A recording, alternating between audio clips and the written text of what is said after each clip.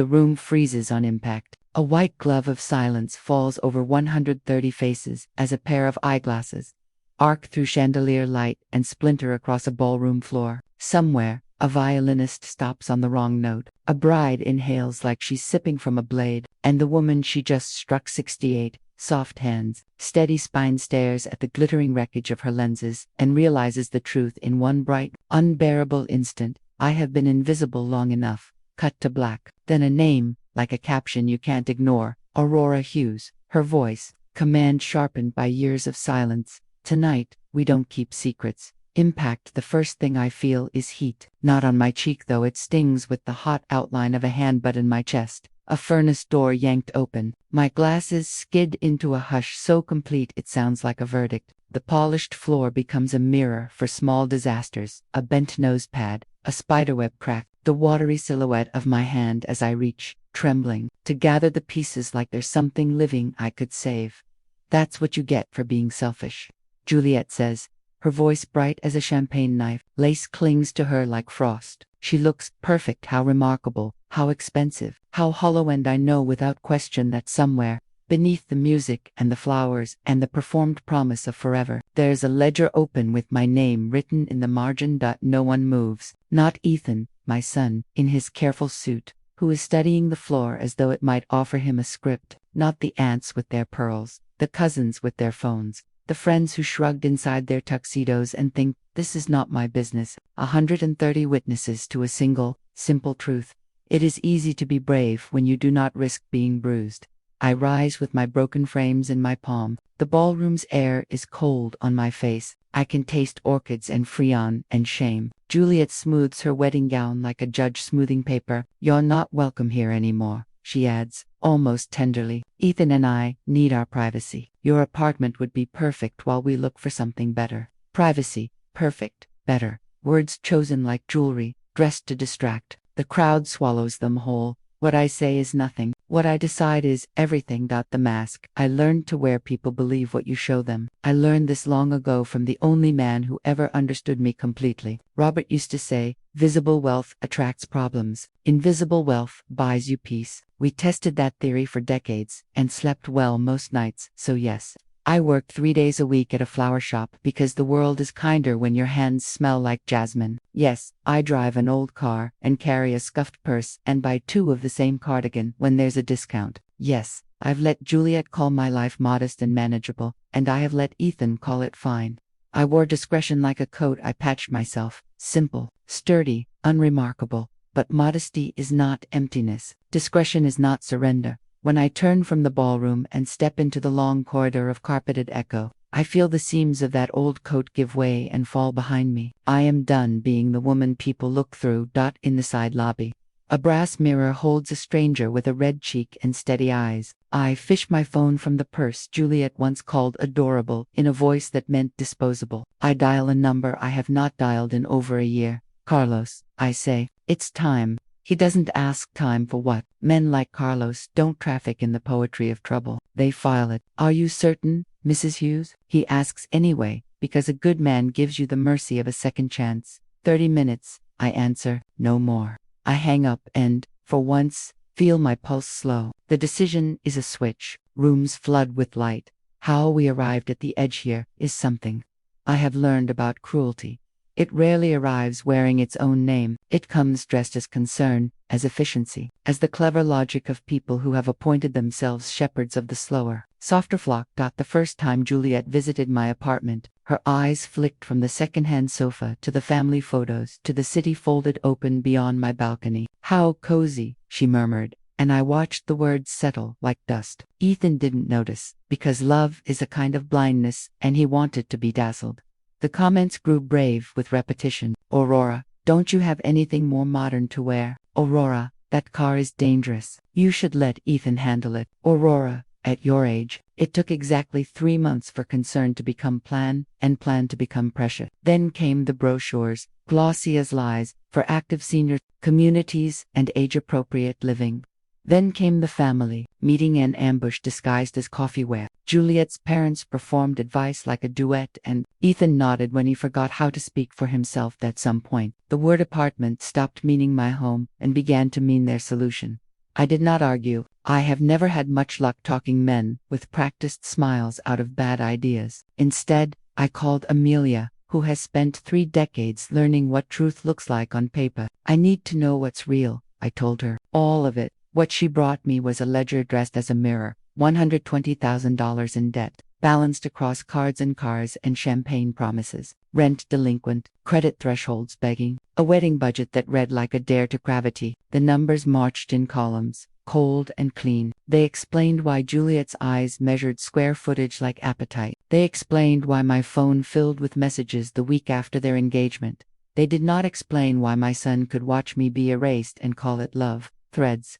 I never boasted about there are things I have done for Ethan he has never known how to thank me for because he never knew they were mine to give. That was intentional. The best safety nets are the ones that don't glitter. People walk over them without staging a parade. For 3 years, I stitched holes in his life while he slept. A quiet transfer here, a covered bill there, a phone call that turned overdue into extended, emergency into arrangement. $4,500 on average, some months less. Some months, steep as winter, keeping the water just warm enough that no frog noticed the boil. If you asked him, he would have told you about bonuses and unexpected refunds and a landlord who understood. He would have said he was handling it. He would have believed it. When the humiliation escalated when Juliet arrived, with a real estate appraiser, and thought my neighbor Joseph couldn't tell a tape measure from a threat, I stopped believing there was any gentle path left, so I packed a folder. Not a performance, not a power play, just a stack of facts, bank certificates, deeds, rent rolls from a downtown building with tenants whose names have always mattered more to me than the check amounts. A beach house title that still smells like a promise Robert and I made to meet each other at the horizon, long after his body forgot how. Proof, not of wealth, for that is a number other people worship, but of work. Proof of a life built with patience. Proof that what is quiet is not small. In the folder there is also a photograph from the night before, when I pressed a cold spoon to my cheek and told the mirror I would not cry in public again. Proof that even a patient woman can reach an end. The parking lot clock. I sit in my car, a faithful animal that has never complained about being unfashionable, and I watch the ballroom glow like a jewelry box. Inside, a photographer captures the precise angle of a hope that was paid for with plastic. Outside, I listen to trees say what trees always say: stay, bend, don't break. My phone is a metronome. 20 minutes, 15. Joseph appears between the parked cars, moving steady as a lighthouse. He is 70 and delicate in the ways fear misjudges. People like Juliet see the slope of his shoulders and assume surrender. They have never watched him stare a dishonest contractor into repentance. Aurora, he says, placing the brown folder in my hands, whatever this is, you are not alone. I think of the morning he called me to report a stranger on my balcony with a laser measurer and a realtor's grin. I think of the day he knocked with soup when my husband died and sat through the silence without ever once trying to fix it. Love is rarely the loudest thing in the room. Sometimes it is a neighbor who always has a spare key and the right kind of stubborn. Thank you, I tell him. After tonight, many things will be different.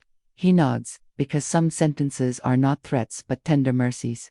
10 minutes. Headlights wash the lot. Carlos pulls in with the accuracy of a man who has never missed a deadline. He steps out carrying a brief that could weigh a country down, and gives me the look all good counselors give their clients before the world changes. It's not a question so much as a mirror. Is this you? Yes, I say. It is. We stand beneath the parking lot lamp, 2 figures in a small circle of daylight. He opens the case.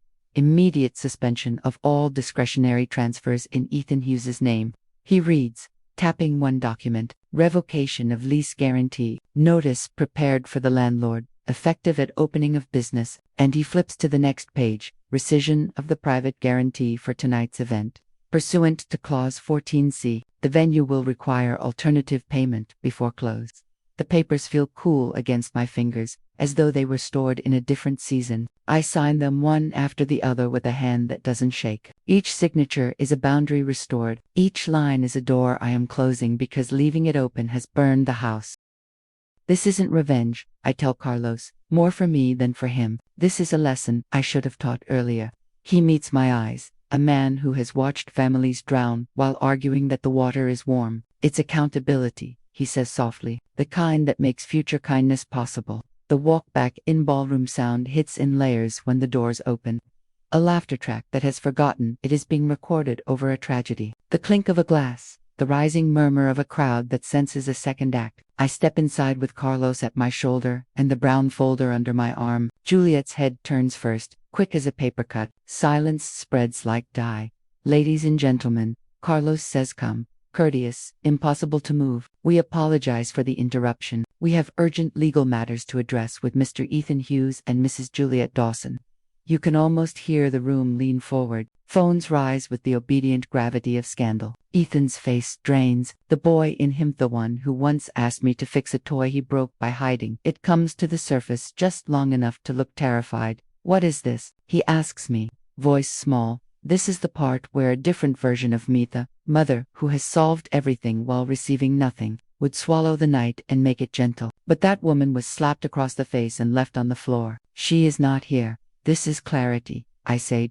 Carlos begins with the landlord notice, because some mercies are chronological. Then the transfer. Then the venue guarantee. Words land like stamps. Juliet sputters about impossibilities. She's broke. Look at her. But the room is smarter than she planned for. People are tallying. People are remembering. People are considering what it means to mistake kindness for weakness for long enough that it teaches its opposite. Ethan puts a hand to his tie. Habit from childhood when he needed something to hold. You've been paying all this time. It is not contrition yet, but it is the first time all night he has looked me in the eye, for 3 years. I do not raise my voice. Truth unembellished has its own volume. The manager is called. Terms are clear. Guests begin to glance at exits the way passengers glance at lifeboats. I let Carlos handle the necessary edges, because he is built for edges. I am built for the moment after. I step forward one pace and set the brown folder on a linen-draped cocktail table. The music is a corpse in the corner. Juliet's mascara maps the kind of tears that belong to people who've never imagined hunger. Appearances are deceiving. I tell her, and it isn't a triumph, it's an autopsy. They always have been. There are other documents in the folder, ones I will not read aloud until I must, but for now I leave them where they are, a promise and a perimeter.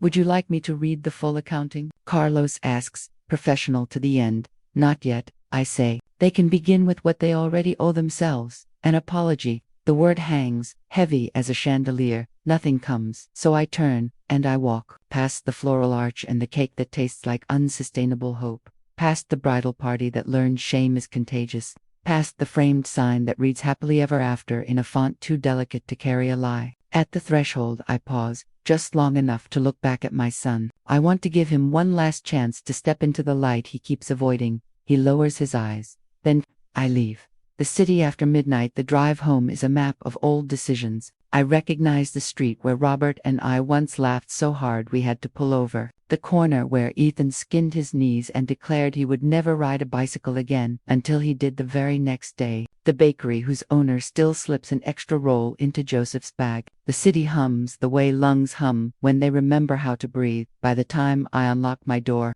the trembling has returned, not from doubt but from release. The apartment smells like rosemary and paper. I pour water, not wine, and sit at my kitchen table with the folder open and the pen poised, in case the night asks for more signatures. My phone quivers itself across the tabletop for missed calls. Then 8, then 12. Texts that begin as indignation and degrade, as all poor performances do, into pleading. I do not answer. Silence, tonight, is not avoidance. It is preservation. Sleep comes like a truce. Short, deep, clean.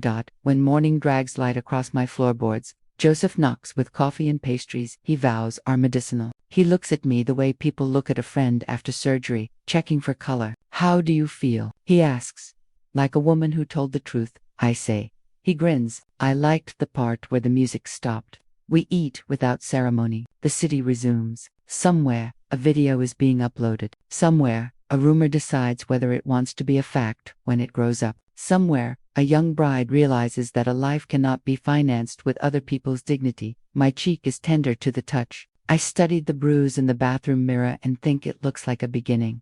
The second knock by afternoon. Amelia has sent me a neat summary of what will unfold next. The landlord notice delivered at precisely 9. The venue's billing department already on its second voicemail. The cascade of creditors that follows one shaken domino. Carlos texts to confirm filings. He is diligent to a fault and knows better than to expect gratitude for doing what must be done. As the sun tilts toward the hour when regrets grow long shadows, there is another knock. This time, it is Lucy, my niece. Eyes swollen from navigating a rage she did not cause, standing on my threshold, with a folder of her own. Aunt Aurora, she says, voice ragged. I didn't know, I swear to you, I didn't know. Of all the lies orbiting this story, hers is not one of them. Lucy stayed in the back last night, a quiet witness who cried into her napkin because some people still understand how to be ashamed on other people's behalf. She steps inside and the apartment becomes softer by one person's worth of grace. They're already rewriting it, she says without sitting, like the news will burn if she doesn't put it down. Juliet's telling people you had an episode, that the slap was provoked. They're trying to make you sound, the word won't come. It's too cruel to say out loud in my kitchen, where the plants are watered and the kettle is honest. Senile, I supply. A word I have heard before, spoken by hungry mouths. Of course they are. Lucy sets her folder on the table. Phone calls she recorded from people who thought she would be easy to recruit. Screenshots of messages where concern is used like a crowbar. Names of guests who will swear to anything if they can be convinced it is polite. Are you ready for a fight? She asks. I think of the slap and the silence and the way the crowd held its breath and found it could keep breathing without me. I think of Robert saying peace while teaching me how to hold a line. I think of Ethan, a boy who learned right, and a man who's trying to forget it. Yes, I say, but we won't call it a fight. We'll call it by its name. What's that? Lucy asks. Protection. The kettle sighs. The city settles. Night gathers its arguments.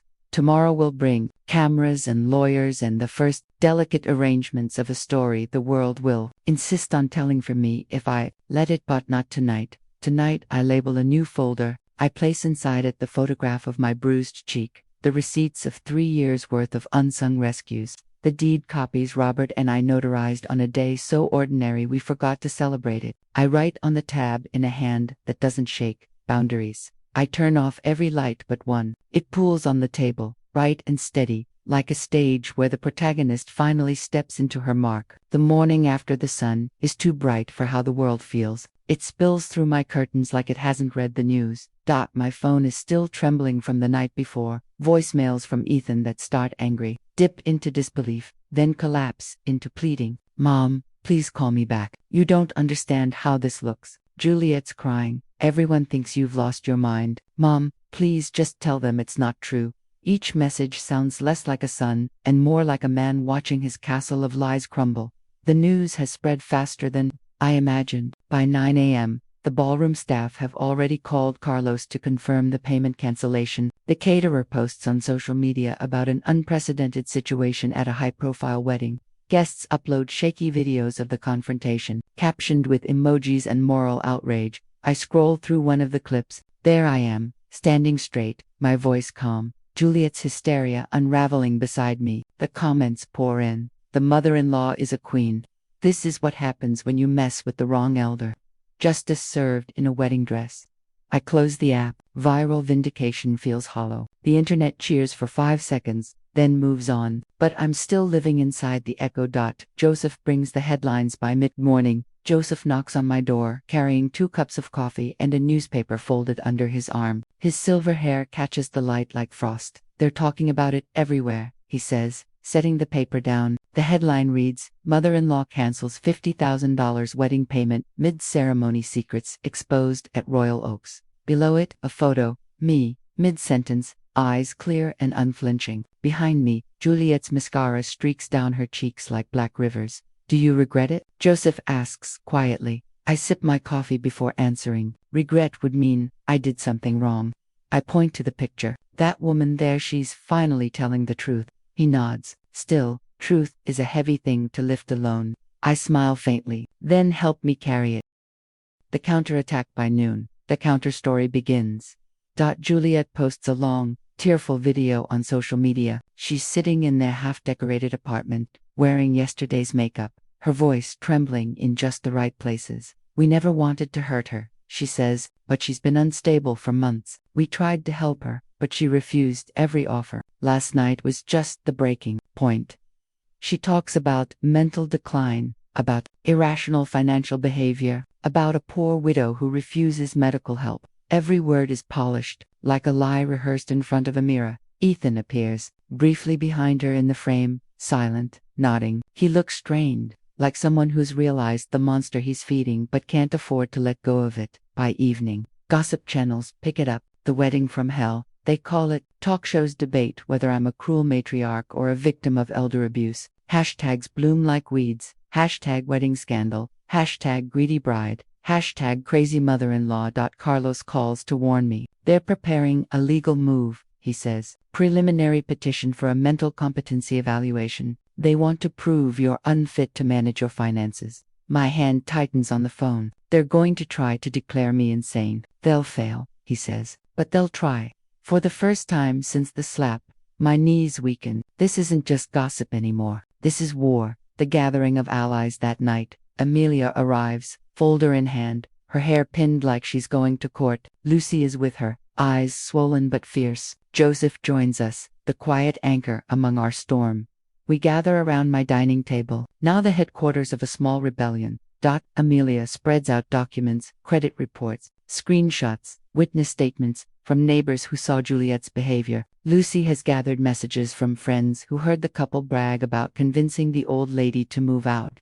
Joseph even brings a USB drive containing the viral videos. Carlos arrives last, briefcase heavy with legal armor. He lays out a counter-strategy. First, we'll file a restraining order to prevent further harassment. Second, we'll initiate a defamation claim if they continue spreading false statements. And third, he pauses, we'll expose the evidence of elder financial manipulation. Every transfer, every debt, every attempt to gain control of your estate. Lucy's voice trembles with anger. They're trying to destroy her reputation to cover their greed. Carlos nods grimly. It's a textbook pattern. They underestimated the wrong woman. I look at the faces around me, loyal, tired, burning with purpose. These are not just friends. They are the family I chose when blood failed me. For the first time in weeks, I exhale without pain. Then let's give them something real to fear, I say. The petition arrives. 3 days later, it comes a thick envelope from the county court. The petition is formal, cruelly polite. Ethan's signature at the bottom. The accusation that I have demonstrated emotional instability, erratic financial decision-making, and possible cognitive decline. Juliet's affidavit is attached. Reading it feels like swallowing acid. Double quotes. Mrs. Hughes has exhibited unpredictable mood swings and violent outbursts. It says she suffers from delusions of wealth and has endangered herself and others through reckless financial actions. Attached are witness statements from 3 wedding guests, distant relatives of Juliet's, claiming I shouted incoherently, and through documents around. I remember those guests. They were the ones recording from their phones. Carlos flips through the papers, jaw tightening. We'll dismantle every word of this, but it will take time. I have time, I say. What I don't have is fear anymore. He looks up, meeting my eyes. Then we'll make them regret underestimating you. The public turns. It's the internet that saves me first. The same videos Juliet wanted buried have now been stitched, subtitled, and shared millions of times. One clip, the moment she screams, "You're a poor old woman," and I calmly reply, "Appearances are deceiving," becomes a viral sound used in thousands of videos about dignity, respect, and revenge. Commentators dissect the case, turning me into an unwilling symbol. On morning talk shows, psychologists debate the quiet epidemic of elder exploitation. Hashtags shift tone. Hashtags stand with Aurora. Elder abuse awareness. Lucy shows me a message from a stranger. I showed your aunt's video to my mother. She finally left my brother's house after years of being manipulated. Please tell Mrs. Hughes she gave her courage. I reread it 3 times. Courage, a word I once thought belonged to younger women. A knock at dusk that evening. As the city's orange lights settle into the glass of my windows, there's a knock at the door, for a heartbeat. I hope it's Ethan. It isn't. It's Juliet's parents. Her father looks smaller without his arrogance. Her mother still wears the perfume of superiority, though it's beginning to fade. Mrs. Hughes, her father, begins. We understand things got out of hand. We just want to talk. I cross my arms. You wanted to put me in a retirement home. I think we passed talking months ago. Her mother sighs dramatically. We just want to resolve this quietly, before it destroys everyone's reputation. Then, perhaps you shouldn't have raised a daughter who mistakes cruelty for ambition. Their faces tighten. I see in their eyes that this visit isn't about peace, it's about damage control. The story has gone national. Their perfect image of high society is cracking. Tell your daughter, I say, that integrity isn't a social asset, it's a survival skill, and she's bankrupt. I close the door before they can answer. The turning tide a week later, the courtroom buzzes like a hive. Cameras wait outside. The petition hearing is scheduled for 10 a.m. inside. Juliet looks smaller than her online version. Without the perfect lighting, she seems human and terrified. Ethan avoids my eyes. Carlos stands beside me, composed as ever. Let them talk, he whispers. Truth is a better witness than any of them. Their lawyer begins with theatrics, an elderly woman losing touch with reality, a family desperate to protect her, a tragic misunderstanding. But when Carlos rises, the tone of the room changes. He projects the viral video onto the courtroom screen. Gasps ripple through the audience as my calm voice fills the air. Appearances are deceiving. Juliet, he follows it with financial records, proof of my consistent, rational transactions, proof of their debts, lies, and attempts to gain legal control over my assets. Then the private investigators report. Juliet's recorded call discussing Plan B, the incompetency route. The judge's face hardens. Juliet's lawyer collapses into silence. By the time Carlos finishes, the courtroom is quiet except for the hum of the projector. The judge turns to me. Mrs. Hughes, do you wish to say anything before I deliver my ruling?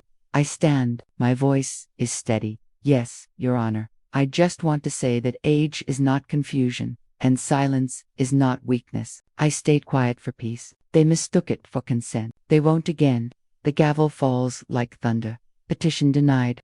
The collapses at the courthouse. Reporters swarm like bees, chasing light. Mrs. Hughes, do you have any comment? Do you forgive your son? Will you press charges? I pause at the steps. Cameras flashing like lightning. Forgiveness is a mountain you can't climb until the fire inside you cools. Mine still burns too bright. For now, I say, I'm focused on truth. That's the only inheritance that matters. That night, the news breaks nationwide. The judge's ruling trends for 48 hours straight. Experts dissect my speech. Advocacy groups reach out. Invitations flood in from organizations fighting elder exploitation. Juliet deletes her accounts. Ethan loses his job after his company cites reputational concerns. For the first time, I don't feel vengeance. I feel weightlessness, the strange freedom that comes when you no longer owe anyone your silence. They offered 2 weeks later. A producer from a national television program calls. Mrs. Hughes, she says, your story has become a symbol. We'd like you to share it on Stories of a Lifetime. It could help thousands. I think of the humiliation, the slap, the night of the confrontation, how pain, when spoken aloud, can transform from a wound into a weapon. All right, I say, but we tell it my way, not as gossip, but as truth. She agrees. The interview is set for next month. As I hang up, I walk to my balcony. The evening air is soft, the city humming below. Somewhere out there, Ethan is probably still blaming me. Juliet is probably rewriting the story again, in her head. But I've stopped living in other people's versions of me. I whisper to the stars, the way Robert used to, let them learn the hard way. Then I close the balcony door and start writing the first words of my story. The studio smells faintly of coffee and electricity. Rows of lights hang above like mechanical suns, aimed at a single armchair where my entire life is about to unfold before millions of strangers. I am wearing a simple navy dress, the same one I wore at Robert's memorial. A quiet choice, deliberate. Dignity doesn't need sequins. Across from me, the journalist Catherine Diaz adjusts her notes. She is calm, elegant, respected. People trust her. That's why I agreed to this. I don't want spectacle. I want clarity. A producer counts down. In 5, 4, 3. The red light on the camera blinks to life.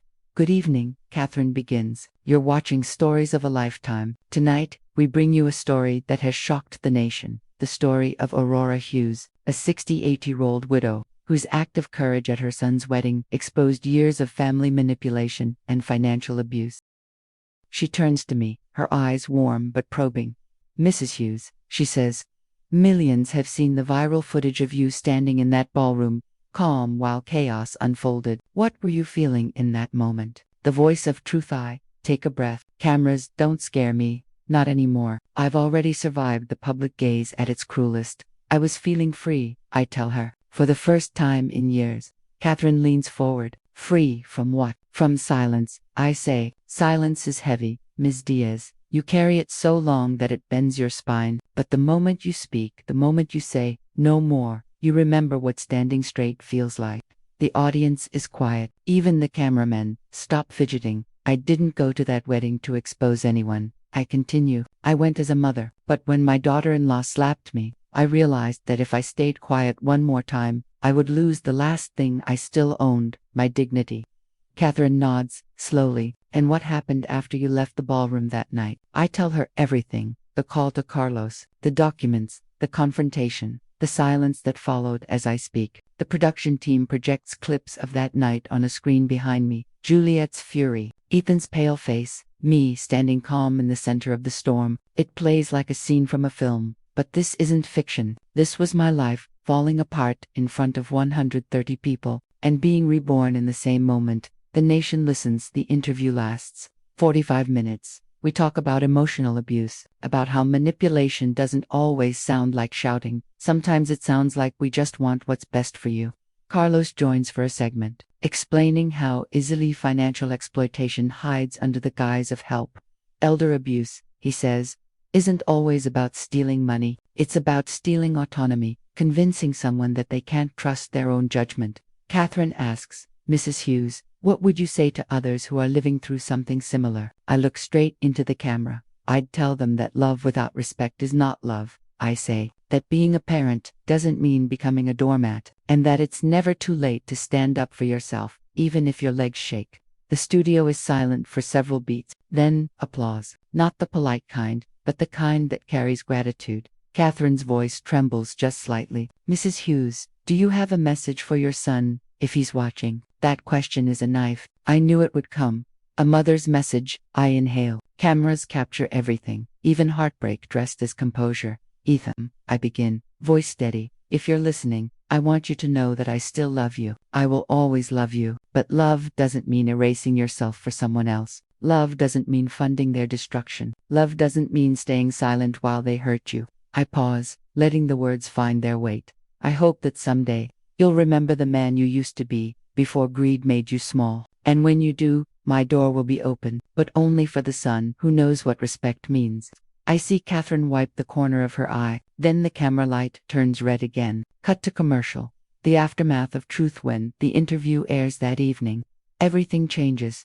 Within hours, messages flood in, emails, letters, voicemails, thousands of comments. Some are from strangers thanking me for giving them courage. Others are from parents who finally found words to say no. Advocacy groups reach out. News outlets replay this segment, calling it a turning point in the national conversation on elder abuse. Carlos texts me just one sentence. You didn't just win your case, you started a movement. That night, Joseph and Lucy come over with pastries and a bottle of sparkling cider. We watch the replay together, the city lights glowing outside my window. Lucy's eyes glisten. You did it, Aunt Aurora, she whispers. You turned pain into power. I smile. No, my dear, I just spoke what too many keep buried. The son who stayed silent, but not everyone claps. Ethan doesn't call. A month passes. Then two, not a word. Juliet, however, sends messages, first legal threats, then desperate pleas. Aurora, we made mistakes, but we're still family. Ethan's sick from stress. Please, he can't sleep.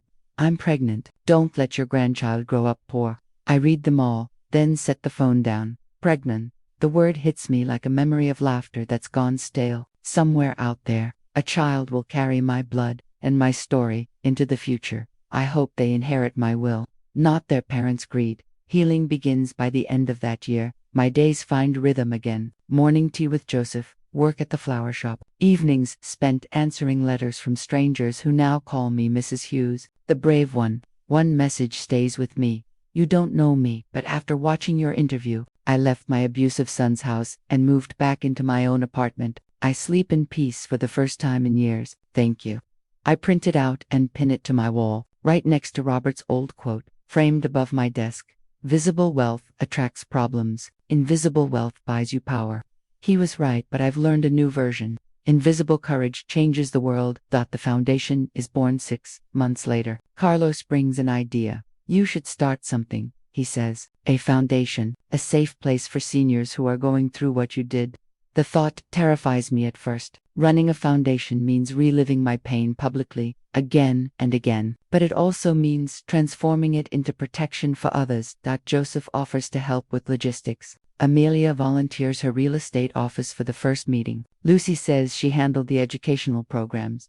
That's how the Aurora Hughes Foundation for the Protection of Seniors is born, in a living room, over black coffee and stubborn hope. Our first mission: provide free legal assistance to elderly victims of financial and emotional abuse. Our second: raise awareness about the subtle signs, the guilt trips, the manipulation, the for-your-own-good traps. Our third: remind every parent, grandparent, and caregiver that boundaries are not betrayal. By the end of the first month, we already have 12 cases. By the end of the third, and by the end of the first year, we've helped over 200 families reclaim not just their money, but their dignity. The national stage, the movement grows faster than any of us expect. Newspapers call it the Aurora effect.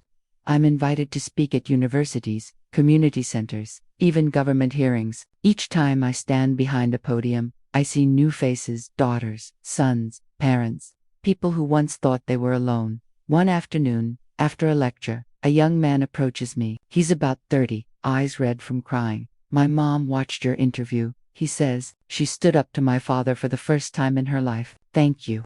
I place a hand on his shoulder. Thank her. She did the brave part. He smiles through tears. I guess courage is contagious. The letter. One morning, 2 years after the wedding, a letter arrives. No return address, but I recognize the handwriting. Ethan's single quotes: Mom, I saw you on TV again. You looked strong. I wish I could say I'm proud, but that would mean admitting what I did. I've lost everything: the job, the house. Juliet, she left a few months ago, took our son with her. I guess karma doesn't miss its mark. I just wanted to say I'm sorry, even if it's too late. I'm not asking for money, just maybe someday. Forgiveness. I fold the letter slowly, my eyes blurring. Forgiveness is not an instant act. It's a muscle that heals by being used carefully. I whisper into the quiet room. I already forgave you, Ethan. I just can't forget. The grandchild. A year later, I receive a photo in the mail. A baby boy with Ethan's eyes and my late husband's smile. A note beneath it. His name is Oliver. I thought you should know. Juliet. I sit for a long time, staring at the photo. My grandson. A chance to break the cycle. I call Carlos. Set up a trust fund, I say. For Oliver, education only. He doesn't need to know it comes from me. Not yet. Understood, he replies softly. You're building bridges in silence again. Yes, I say, but this time, not to protect the ungrateful, to protect the innocent. The speech that started a movement months later, at a national elder rights conference. I deliver a keynote titled When Kindness is Mistaken for Weakness. I tell the story, not for revenge, but for revelation. I speak of the night in the ballroom, the years of manipulation, the moment I said enough. I end with these words: you don't owe anyone your silence. You don't owe your family your ruin. And if they call you selfish for protecting your peace, wear that word like armor, because the only people who hate boundaries are the ones who benefit from you having none. When I finish, the room stands. Applause thunders. Somewhere in the crowd, I imagine Robert smiling. Full circle that night, back on my balcony, the same one where I once cried in the dark. I look out at the city, my city, and whisper to the stars, I did it, Robert. I turned our secret into a shield for others. The breeze smells like rain and rebirth. Inside, my phone buzzes. It's Lucy, sending a video from the foundation's new regional office opening. The sign reads in bold letters, Aurora Hughes Foundation. Dignity has no expiration date. Tears slip down my cheek, but they feel clean this time. I am no longer the woman who was slapped and silenced. I am the woman who built a movement from that slap. The letter that never should have come. It arrives on a Tuesday morning, tucked among charity requests and foundation paperwork, an envelope that smells faintly of rain and regret. The handwriting is Ethan's again, but shakier this time, uneven, as if guilt itself guided the pen. Mom, I don't know how to start this without sounding pathetic. Juliet left. She took Oliver to her parents' house and told everyone I ruined her life. She's not wrong. I'm working at a warehouse now, Nights mostly. Every time I close my eyes, I see your face from that night, calm while I was falling apart. I used to think that was cruelty. Now I think it was strength. I've been sober for 3 months. I'm trying. I just want you to know that I'm trying. Ethan. I set the letter down. My hands tremble, not from anger, but from the ache of a mother who spent too long learning not to rescue her own child. Outside, the morning light spills across the balcony where I once wept over betrayal. Today, I feel something different. Pity, perhaps. Or maybe the fragile bud of forgiveness, pushing through hard soil. But forgiveness without accountability is just amnesia, and I will not forget again. Joseph's visits. Joseph arrives that afternoon, with his usual cheer, and 2 paper bags, one full of groceries, the other of neighborhood gossip. Guess who called the building superintendent this morning? He says, eyes twinkling. A young man asking if his mother still lives in 3B. I smile faintly. Let me guess, my favorite tenant. He grins. You taught him persistence. At least some lessons stuck. I sigh. He's reaching out. Slowly. Letters. Small steps. But I can't decide if it's remorse or just loneliness. Joseph sets the bags on the counter. Maybe both. Guilt and love often share the same skin. I nod, lost in thought. He wants to see me, but I'm not sure if I'm ready. Joseph studies me quietly. The question isn't whether you're ready, Aurora. It's whether he is worthy. The call that evening, my phone rings. His voice is hesitant, cracked glass held together by hope. Mom. Ethan says, I didn't think you'd pick up. I almost didn't, I admit. A long silence. I can hear him breathing, heavy and uneven. I don't deserve your time, he says finally. But I wanted to say it, out loud this time. I'm sorry, for everything, for the lies, the greed, the way I stood there while she humiliated you. I close my eyes. For years, I dreamed of hearing those words. Now that they're here, they sting more than they soothe. Ethan, I whisper, an apology isn't a key, it's just a knock. Forgiveness means I'll open the door, but you can't expect me to let you move back in. He lets out a shaky laugh. I don't want money, Mom. I just want a chance to make things right. Then start by rebuilding yourself, I say softly. Be the man your son can be proud of. Then we'll talk. Can I visit someday? Just to talk. When you're ready, I reply. And when I am. The foundation's second year, 2 years into the Aurora Hughes Foundation. The small team that once met in my living room now occupies a bright corner office downtown. The walls are lined with framed photos, not of me, but of those we've helped. Margaret, 74, who reclaimed her house after her son forged her signature. Daniel, 82, who found the courage to testify against his niece's financial scam. Helena and Arturo, married 50 years, who now teach workshops on protecting joint assets. Each face is a victory. Each name, a reminder that pain can grow roots and become purpose. Carlos handles legal operations. Lucy manages education programs. Joseph leads our Voices of Dignity workshops, where seniors share their stories publicly, transforming shame into solidarity. One afternoon, Lucy bursts into my office, eyes alight. Aunt Aurora, we've been invited to Washington. I blink. Washington. The Senate Committee on Family Welfare is reviewing a new elder protection bill, inspired by your case. They want you to testify. My breath catches. I think of Robert, how he believed visibility was dangerous. Now, that visibility might change lives. Then we'll go, I say. Let's make sure no one else has to learn the hard way what silence costs. The Capitol hearing. The marble hall of the Capitol glows under chandeliers that have seen more promises than truths. Cameras line the walls. Lawmakers shuffle papers. The nation waits to listen. I sit before the microphone, heart steady. Behind me sit Lucy, Joseph, Carlos, my chosen family. The chairman clears his throat. Mrs. Hughes, you've become a national figure in the fight against elder exploitation. We'd like to hear your story in your own words. I look around the room. Senators, journalists, citizens, all waiting for drama. What I give them instead is truth. I'm not here because I'm special. I begin. I'm here because I got angry. And because I had the privilege, resources, and people who believed me. Many others don't. I describe the subtle tactics of manipulation, the emotional guilt, the whispers of incompetence, the legal traps disguised as help. I tell them about the slap that started it all. The moment humiliation became liberation. You see, I say, leaning closer to the microphone, what happened to me wasn't rare. It was just recorded. A ripple of quiet spreads through the room. What we need isn't just punishment, I continue. We need prevention.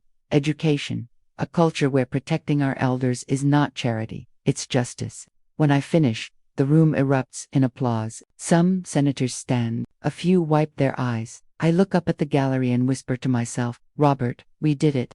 The unexpected visitor. 2 weeks later, I'm back home, watering the lavender on my balcony when the doorbell rings. Through the peephole, Ethan. He looks older, leaner. The arrogance is gone. The man before me carries both shame and exhaustion like heavy luggage. Can I come in? He asks softly. I hesitate, then nod. Just for a little while. He steps inside, scanning the apartment like it's both familiar and foreign. It hasn't changed much, he says quietly. No, I reply. Some things shouldn't. He sits at the kitchen table, the same place he once plotted to take from me. The silence between us feels alive. I watched the Senate hearing, he says. You were incredible. I didn't realize how brave you were. I wasn't brave, I correct him gently. I was desperate. But desperation can build miracles if you let it. He nods, tears welling. Mom, I've lost everything. Juliet, the house, even my reputation. But the one thing I can't stop missing is you. I exhale slowly. Then stop missing, Ethan. Start earning. He looks confused. Earning respect, I say. Trust, forgiveness. Those are things you can't inherit. You build them, brick by brick. He wipes his eyes. I'll try. That's all I ever wanted, I say. He reaches across the table, hesitant, waiting for permission. For the first time in years, I take his hand. It's not reconciliation, but it's something, a beginning. The grandson. Weeks later, I receive another envelope, this one with a crayon drawing inside, a stick figure woman with a watering can, smiling beside a small boy under a sun. The note says, Grandma Aurora, Daddy says you like flowers. I trust, planting some love. Oliver. My throat tightens. Beneath the child's handwriting, Ethan has added a small line. He knows about you now. I sit on the balcony, tears blurring the skyline. The wind carries the faint scent of lilies from the flower shop across the street. For years, I thought legacy meant money or property. Now I realize it's something simpler. The stories we leave in our children's children. I whisper into the dusk. Grow differently, little one.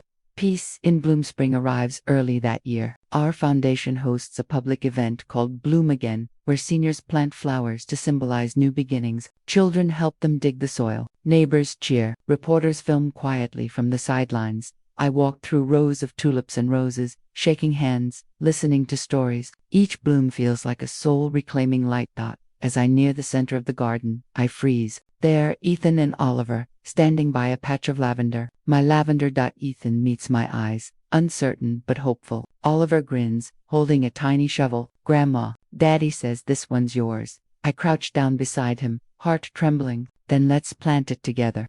We press our hands into the earth. 3 generations, one silent promise. Forgiveness, like the soil, doesn't erase the past. It grows over it. The speech that closed the circulator. As the crowd gathers, Lucy asks me to say a few words. I step to the small stage, microphone in hand, the sunset behind me painting everything gold. When I started this journey, I thought I was fighting for justice, but I realize now, I was fighting for peace. I look toward Ethan, standing beside Oliver. Peace is not the absence of conflict. It's the presence of truth. And once truth takes root, it grows even in hard soil. The audience applauds, but I don't speak for them, I speak for me. For anyone who has ever been silenced. Remember this. Your voice may tremble, but it still counts. Because dignity has no expiration date.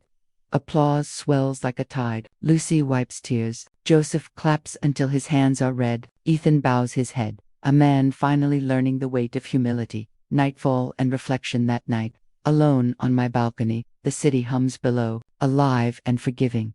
I think of Robert's old saying again, invisible wealth buys you peace. He was half right.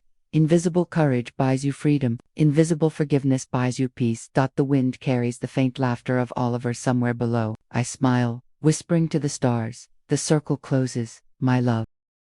Then I turn off the light, not in sadness, but in gratitude. The world outside glows, and for the first time, I let myself rest. A quiet morning before the storm. The world outside my window has settled into the rhythm of early spring. The city soft, the air thick with the hum of new beginnings, but even peace has an expiration date.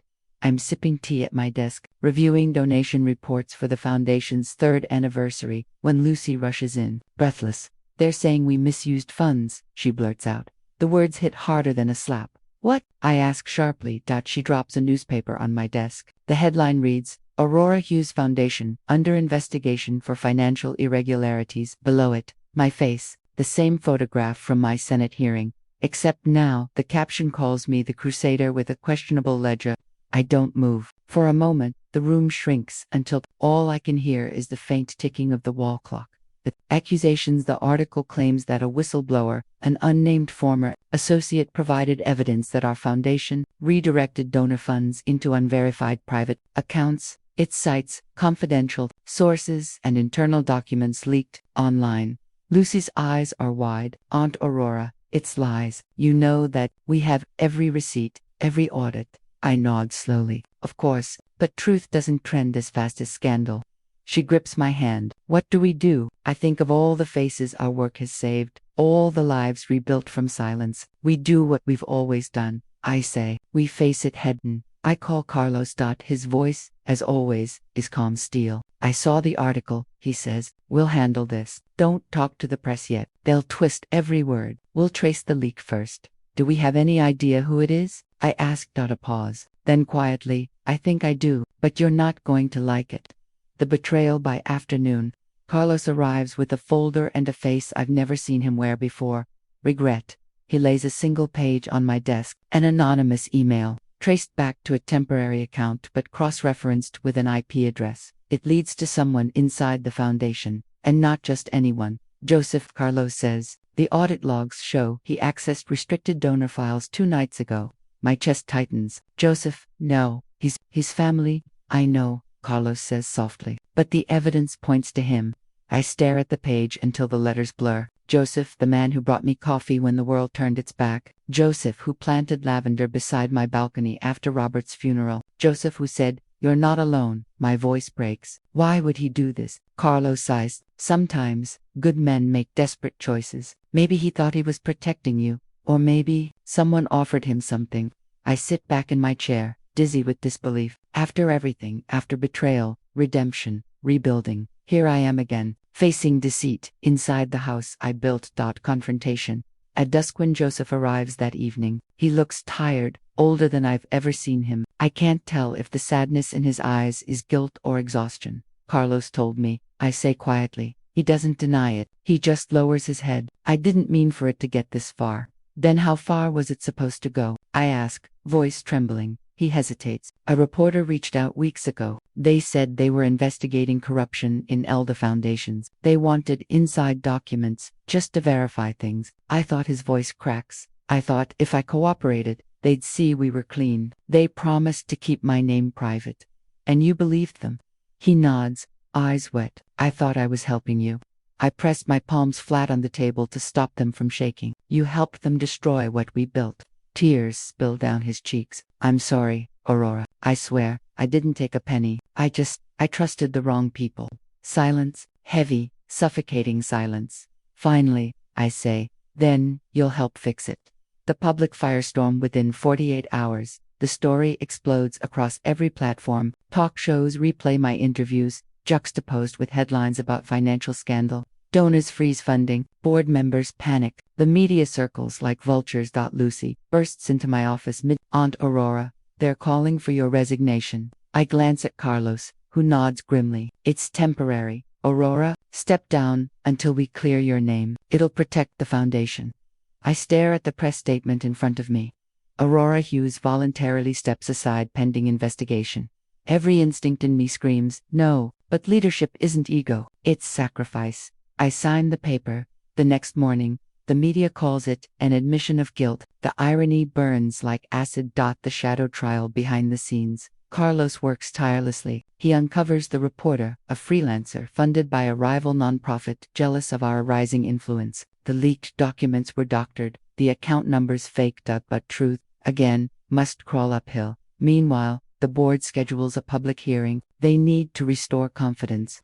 I sit before them, 7 people whose hands once applauded me. Mrs. Hughes, One of them says, even if you didn't misappropriate funds, the perception of impropriety could damage our credibility. I meet their eyes one by one. Perception doesn't destroy credibility, I say evenly. Cowardice does. The room goes quiet. Ethan returns the day before the final hearing. There's another knock at my door. Ethan stands there, holding 2 coffees. I saw the news, he says softly. I thought you could use someone on your side for once. I almost laugh. You've been watching the wrong channel. He sets the cups down. Mom, I know what it's like when the world calls you a liar. When people believe headlines instead of heart, you don't deserve that. His sincerity is clumsy, but real. For once, his eyes don't look like mirrors of regret. They look like anchors. Thank you, I whisper. He hesitates. Do you want me to speak at the hearing? I'll tell them what kind of woman you are. I smile faintly. No, Ethan, this is my fight. But you being here, that's enough. The boardroom is packed with reporters, donors, cameras. I walk in wearing a plain black suit, the armor of truth. The chairwoman clears her throat. Mrs. Hughes, do you wish to make a statement before the board votes? Yes, I say. I stand. And for the second time in my life, I let silence gather before truth. When I started this foundation, I wasn't trying to be a hero. I was just trying to make sure no one else had to fight alone. But somewhere along the way, we forgot why we existed: to protect the vulnerable, not to protect our image. I hold up a printed copy of the doctored ledger. This is what they used to smear us. It's fake. And it fooled you because it played on your fear of scandal, fear of standing by me. I look each board member in the eye. If your faith in this mission depends on the absence of rumor, then you never believed in it to begin with. Gasps ripple across the room. Cameras flash. Carlos steps forward then, presenting the proof: digital forensics, bank records, witness statements, Joseph's confession of error. The evidence is irrefutable. The chairwoman's voice cracks. Mrs. Hughes, on behalf of the board, we offer our apology. I nod. Don't apologize to me. Apologize to the cause. Then I turn to the reporters. Print this, I say. Truth survives longer than scandal. Vindication. The next day, every headline reverses course. Aurora Hughes cleared of wrongdoing. Reporter under investigation. Whistleblower's confession exposes fabricated evidence. Donations return. The board reinstates me unanimously. The public cheers. Redemption sells almost as well as ruin. But I feel no triumph, only relief. When Joseph visits, hat in hand, I meet him outside the foundation office. I'll resign, he says quietly. You shouldn't have to look at me every day. You made a mistake, I reply. But I built this foundation to save people who made mistakes, not to discard them. He stares, stunned. You'd forgive me? Forgiveness isn't for you, I say softly. It's for me. I refuse to carry your sin in my heart. He weeps, and I walk him inside. Rebirth that evening. The foundation hosts a small event, not for cameras, not for press, just the people who stayed. Lucy raises a toast.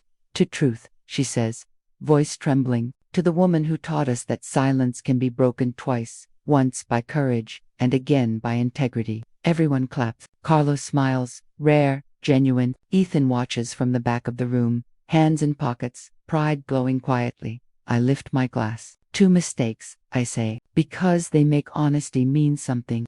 The room falls silent. Then applause thunders. Outside, rain begins to fall, soft, cleansing, endless.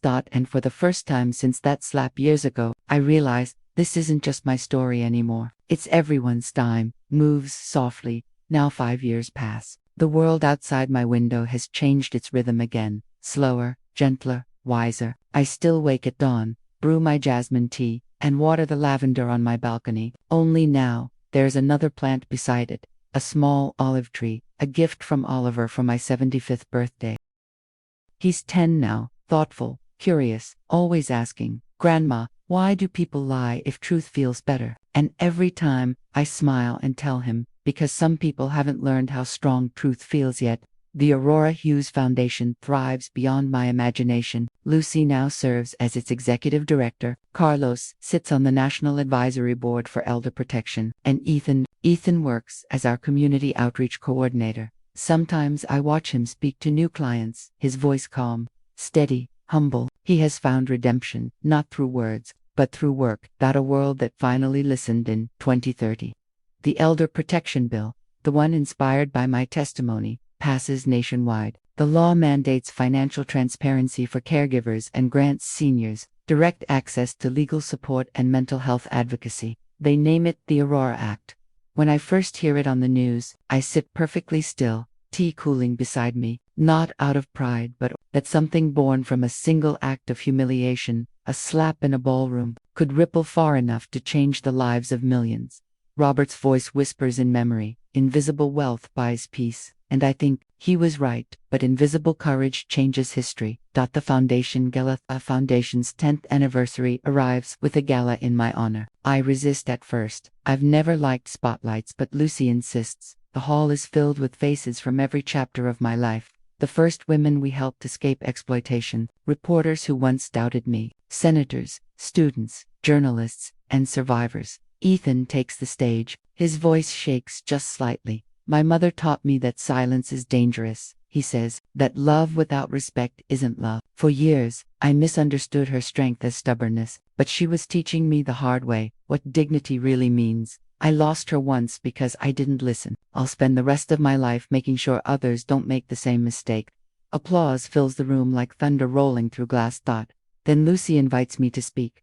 Aurora's final speech. Stand before them, not as a symbol, not as a martyr, but as a woman who survived herself. The lights are warm, the crowd waits. When I began this journey, I thought justice was about punishment. I was wrong. Justice is about prevention, about education, about love with boundaries. I glanced toward Ethan and Oliver, sitting together in the front row. Years ago, I thought my life had ended with a slap. I thought dignity could be taken, but I learned something. Dignity isn't given by others, it's grown inside us, and it blooms, even through pain. The crowd rises in a standing ovation, cameras flash, but I barely notice. I only see the faces of those I've helped, each one proof that silence can be undone.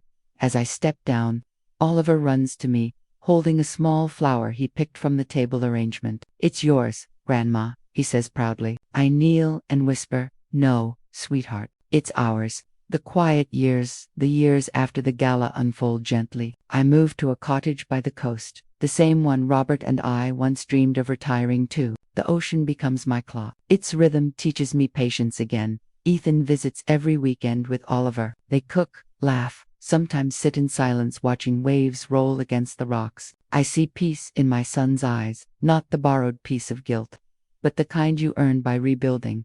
Joseph, older, but still full of mischief, visits with pastries. Lucy sends me voice notes from the Foundation's expansion into Europe. Carlos calls every few months, just to check I'm still terrorizing journalists. I am, just more politely now.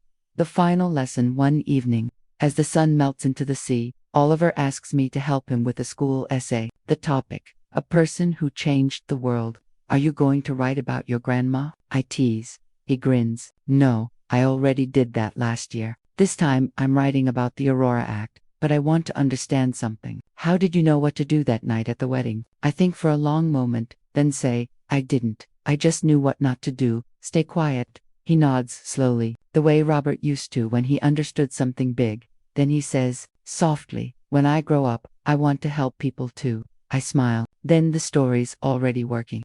The last entry years later, when I can no longer travel, I begin keeping a journal again. Each page starts with the same line. Remember, peace is not inherited, it's taught. I write letters to Oliver, to Lucy, to Ethan.